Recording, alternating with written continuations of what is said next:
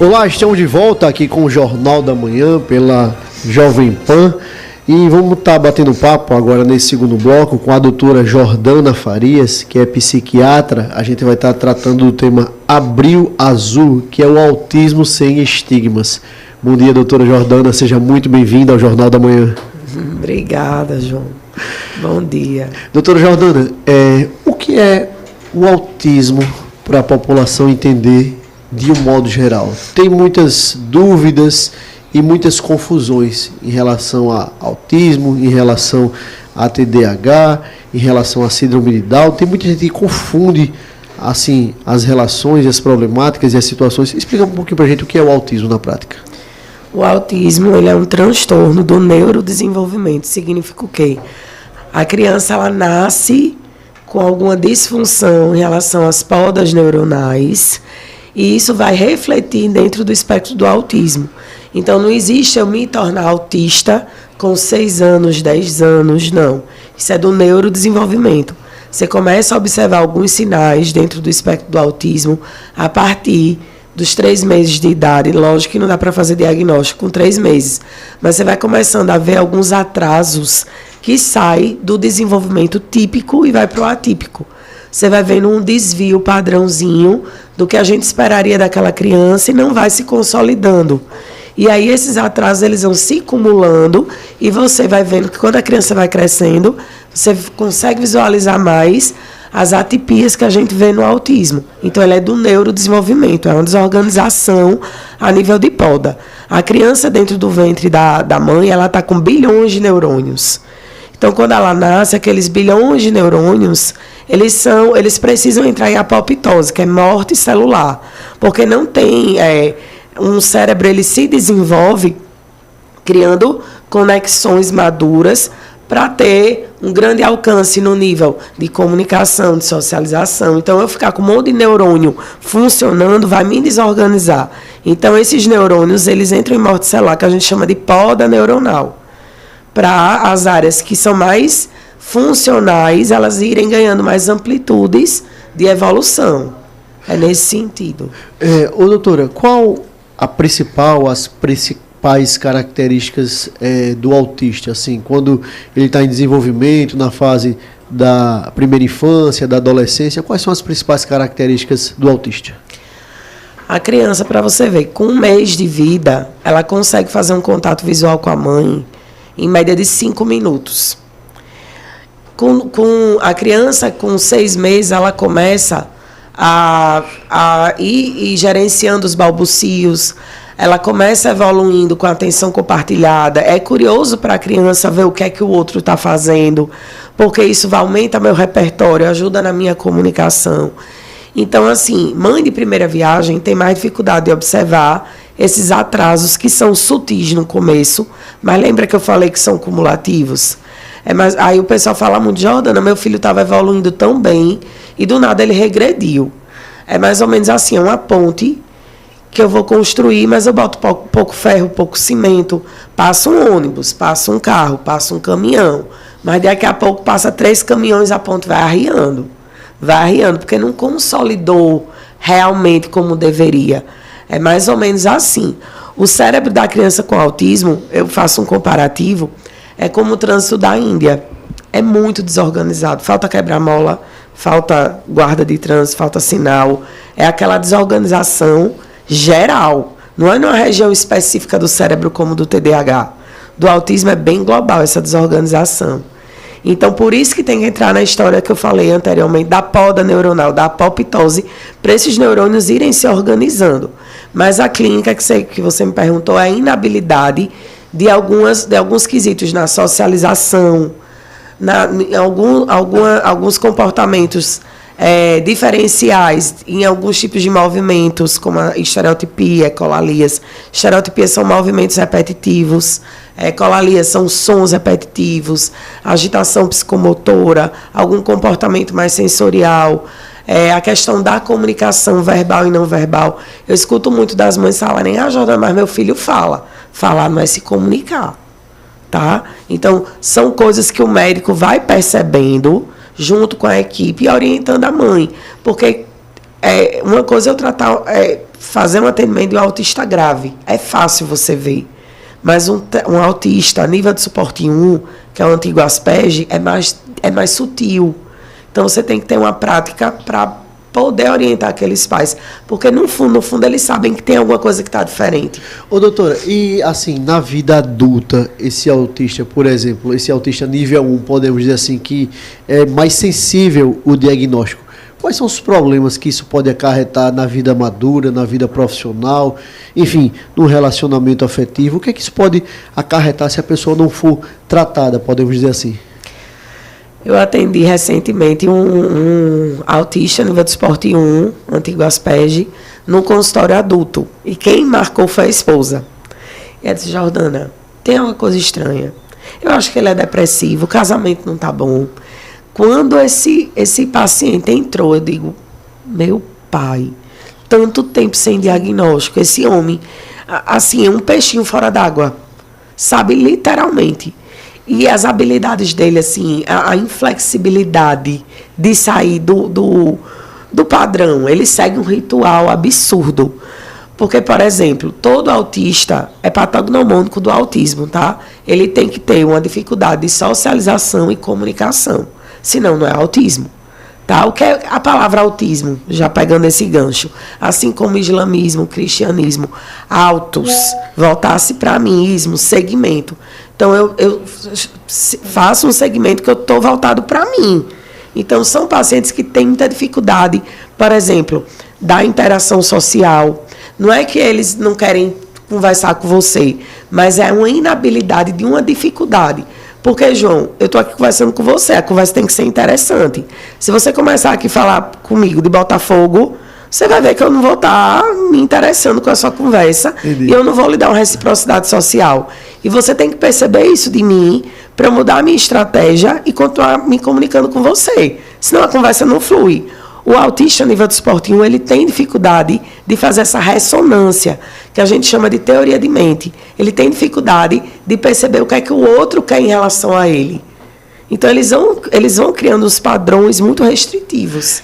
Doutora, por exemplo, um homem que segue uma rotina durante 60 anos de acordar, se alimentar da mesma forma e trabalhar, voltar, assim, ter um tratamento frio para com seus familiares, isso pode ser um diagnóstico de autismo? Tem muita gente que relata que... Complementando isso que você está falando, João, eu ia fazer uma pergunta nesse sentido. Confunde-se muito com um introvertido, por exemplo? Então, o autista, ele faz diagnósticos diferenciais com transtorno de personalidade, principalmente do grupo A, tipo esquizoide, que são personalidades um pouco mais distantes. Então, a gente tem que ter cuidado de fazer esse diagnóstico diferencial com esses tipos de personalidades com o que é o espectro do autismo. Personalidade não é do neurodesenvolvimento. Autismo é. Então, você vê uma característica de autismo desde a primeira infância. Por isso que na anamnese você tem que sempre voltar lá no tempo, conversar com os parentes e entender como é que aquela criança funcionava para entender porque ele é um adulto daquela forma. Doutora Jordana, e essa característica de manter uma rotina durante décadas de alimentação comportamental, isso pode ser alguma característica de autismo ou não? Realmente um padrão comportamental, isso pode se caracterizar como autismo? Ele entra na característica do autismo, mas não é patognomônico dele. Ele pode estar dentro de um transtorno de personalidade obsessiva compulsiva, dentro do TOC. Ele pode estar dentro de transtornos de personalidades, em pessoas mais anarcásticas. Então, não significa que só isso seja do autismo. Isso também encontra-se em outros transtornos. Precisaria ter outros testes, assim, para poder se aprofundar. Para ser autismo, eu tenho que ter uma dificuldade de socialização e comunicação.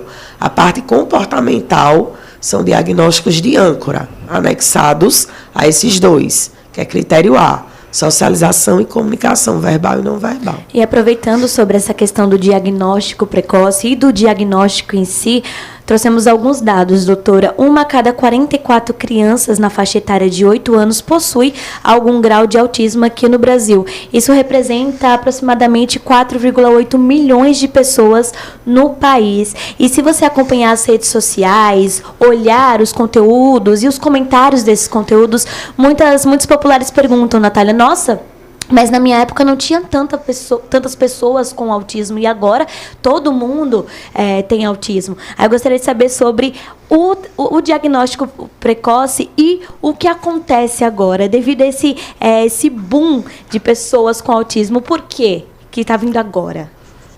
Esses dados aí você vê, né, como vai diferenciando. Eu já peguei, porque esse foi do Brasil. O do Brasil entrou tem pouco tempo na estatística, porque até então não entrava nem no censo. E eu conheço muita mãe aqui, mas as mães são bem militantes aqui em Maceió. E tudo elas reclamam, tudo elas falam, e tem que falar mesmo. E elas, uma vez conversaram comigo, disse, Jordana, não passou não na minha casa, passou na minha casa e não perguntou se na minha casa tinha alguma criança com deficiência, porque o autismo é uma deficiência. Então, assim, em questão desse boom de diagnóstico, né? O que é que acontece? Existe sim esse aumento, tá? Isso tem uma evidência robusta. Porém, existe também uma histeria, vamos dizer assim, não é pouco rastreio, mas assim, de profissionais que talvez não tenham tanto contato na prática sobre o autismo e coloca tudo no bolo. Isso a gente vê, eu sou da docência do SESMAC, do curso de psiquiatria, eu digo pela minha prática, tá? E a gente tem que saber fazer os diagnósticos diferenciais. Apesar do autismo ser uma deficiência, existem outras deficiências que não é o autismo. Sendo o que é que acontece? Acaba que as pessoas estão mais informadas, vem as mídias interativas que levam com mais facilidade essas informações. E, digamos assim, existe uma influência aí epigenética, aumentando essa estatística, tanto fatores do meio ambiente, por exemplo. Hoje as mães se tornam mães mais tardes. E a gente sabe que a idade é um fator de risco, né? O autismo é epigenético, a influência do gene com o ambiente. Então, existem algumas influências que antigamente a gente não via tanto, que vem contribuindo com esse aumento de estatística. Mas a gente tem que ter cuidado, viu, Natália, com essas poliinformações que vem tudo que é lado, porque hoje, na minha prática, eu diagnostico, sim, crianças com autismo diariamente, mas eu também faço diagnóstico diferencial. Doutora, eu estive recentemente conversando, uma amiga minha, psicóloga, que ela faz hoje um doutorado nessa linha de pesquisa do autismo. E ela fala muito que uma das maiores preocupações dela, pegando isso que a Nicole falou, que a senhora também falou, uma das maiores preocupações dela é com realmente esse boom de diagnósticos, com tentar buscar um equilíbrio entre estar se falando mais, estar sim havendo mais pesquisas sobre o transtorno do espectro autista, em contrapartida que estão querendo colocar tudo nesse bolo do autismo. Então, ela sempre fala que algumas regras, alguns testes, eles se ampliaram demais e essa é uma das grandes preocupações nesse sentido, né? E o que a senhora entende? A senhora também entende que começou a haver, ou vem havendo uma mudança de percepção na percepção social, as pessoas elas estão compreendendo mais o que pode ser o transtorno, elas estão ficando mais atentas, então apesar de muitas vezes nem ter um diagnóstico precoce, mas elas já estão ali mais contando com a possibilidade, por exemplo, do filho ser autista, e isso também pode ajudar um pouco nesse diagnóstico? Então, o pessoal está mais informado, né? Por exemplo, as mães, quando vê o filho com atraso de comunicação, eles correm logo para uma busca ativa de fazer uma investigação, porque meu filho está com atraso da comunicação. Sendo como é que eu te falo, ampliou demais isso. E o diagnóstico de autismo é clínico. Lógico, tenho pessoas que eu confio, que eu encaminho, que eu sei que tem uma prática de vida, que não só faz uma avaliação quantitativa, que até isso a inteligência artificial faz, mas que tem uma avaliação qualitativa em conjunto e que me ajuda demais. Quando a criança é muito pequenininha e a gente precisa do fono, do TO, do analista do comportamento, para ser mais criterioso nesse diagnóstico, para que aquela criança também não atrase seu tratamento. Mas o que é que acontece? O autismo, ele tem uma ressonância mais bonita. Porque eu vou até me arriscar falando isso. É difícil para a mãe falar, meu filho tem deficiência intelectual, ou meu filho tem autismo. Então, o autismo, ele realmente tem uma ressonância mais bonita, porque a deficiência intelectual é muito estigmatizada, né? Vem como a antiga nomenclatura como retardo mental. Então, assim, e tem alguns autistas que têm a deficiência intelectual, né? O nível de esporte 2 e 3 pode vir com a deficiência intelectual. Mas às vezes eu tenho criança que só tem deficiência intelectual, entra no bolo do autismo, sem ser do autismo. Então é isso que a gente tem que ter cuidado. Lógico que se você vê algum transtorno do neurodesenvolvimento, seja TDAH, autismo, deficiência intelectual, você tem que levar para uma intervenção precoce, porque quanto é que custa o atraso de um cérebro de uma criança? É muito significativo. Você não fazer um tratamento, aquela criança ela poderia ter um outro tipo de evolução que ela deixa de ter porque o médico simplesmente ficou postergando. Não, vamos esperar crescer para ver o que é. Eu já não tenho essa conduta. Eu tenho uma conduta mais afirmativa. Se eu observo que tem algum atraso no neurodesenvolvimento, mesmo sem eu firmar imediatamente o diagnóstico, eu encaminho sim para uma intervenção. Porque eu estou vendo ali que a criança tem um atraso de comunicação. Ainda não me deixou tão explícito se é do autismo, se era da deficiência intelectual, mas eu vou esperar. Não, aí... Se atentar, né? Isso. Mas essa questão do diagnóstico tem que ter cuidado, porque hoje em dia tem aplicativos que você vai ali no checklist e vai sair um diagnóstico de autismo. É importante, isso é importante realmente esclarecer, né, para quem está nos ouvindo, para que todo mundo entenda que cada caso é um caso, né? Cada paciente ele é muito individual. Então, sim, né, é para perceber esses sinais de alerta, mas procurar um especialista, procurar um médico, um psiquiatra, e que vá se acalmando nesse sentido, vá entendendo o que está acontecendo. Porque, às vezes, a gente vê alguns sinais, alguém fala, um filho do primo é autista, ele estava com esse sintoma. O meu também tem isso. E aí a pessoa vai ali no velho Google e acaba criando essa histeria, como a senhora mencionou, né, doutora? E outro quesito que a Natália trouxe sobre procurar um médico. Qual é o especialista? Eu, mãe, entendi que tem alguma neurodivergência no meu filho, recebi algum atraso de fala. Eu procuro qual médico primeiro? Aí eu vou ser bem militante. O que é que acontece? Daqui para que uma mãe que está no Sistema Único de Saúde, porque eu atendo o público do SUS, chegue no psiquiatra, ou no neuropediatra, ou no neurologista, perde muito tempo. Olha a quantidade. A estatística do CDC, 36:1. É muita criança. Poucos profissionais. Eu não tenho essa demanda toda. E eu tenho essa quantidade de especialistas para essa quantidade toda. Daqui para que ele chegue, ele perdeu muito tempo. Perdeu aí 1 ano e meio, 2 anos. E outra, quando vai fazer exame, que às vezes nem precisa, está pedindo ressonância, autismo é diagnóstico clínico. Você vai pedir outros exames se você avaliar a realmente necessidade. Porque, minha gente, não dá para perder tempo. O cérebro da criança, qualquer criança, o cérebro é como se fosse uma massinha de modelar. Você mexe do jeito que você quer. Vai chegar uma hora que aquela massinha ela vai endurecer e você não consegue mais mexer. Então, a intervenção precoce, ela é impreterível no tratamento do autismo.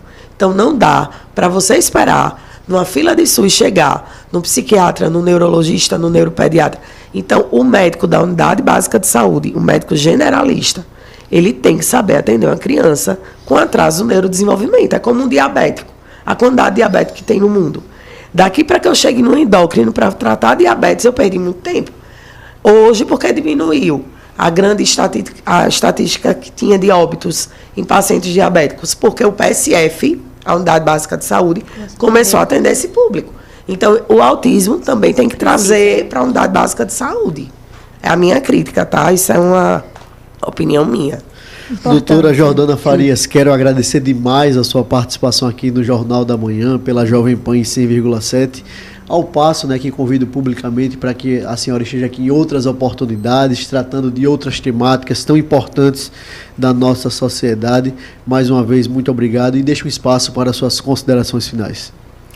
Queria agradecer de novo o convite. Eu estou com a garganta um pouco inflamada, estou com 9 meses de gestação, sendo que eu não podia deixar de aceitar os convites que vinham nesse mês tão significativo, porque essa conversa vai chegar em alguma mãe. Eu tenho essa devolutiva. E a falta da informação... Eu atendo famílias que diziam, se eu soubesse disso, Jordana, eu tinha tomado uma conduta antes, eu não sabia. Então, a informação ela tem que chegar. Não chega do hipertenso, não chega do diabético, do autismo também tem que chegar, porque é um quesito de saúde pública. Vamos nos deparar com crianças adultas, que se não fizer um tratamento agora, lá na frente vai ter consequência. Então, era isso, é levar informação. Obrigada. E que bom ter uma médica, uma profissional, né, com essa consciência social, né? Que bom que todos exercessem esse papel na sociedade. Mais uma vez, doutora Jordana, muito obrigado pela participação e que o José seja bem-vindo aí, já que a doutora já está com 9 meses aí. Seja muito bem-vindo, José. Próxima entrevista, José vem junto. José no bracinho da mamãe. Se Deus quiser. Quero agradecer a minhas companheiras de bancada por essa semana de muito trabalho muito intenso, muito produtivo. Muito obrigado, Nicole Melo, Natália Barros, Cláudio Stone na técnica, Mailson Franklin nas ruas de Maceió, junto com o Geraldo Salgueiro. Muito obrigado a todos vocês e até segunda-feira, se Deus quiser. Tchau, tchau, ouvinte. Até segunda-feira.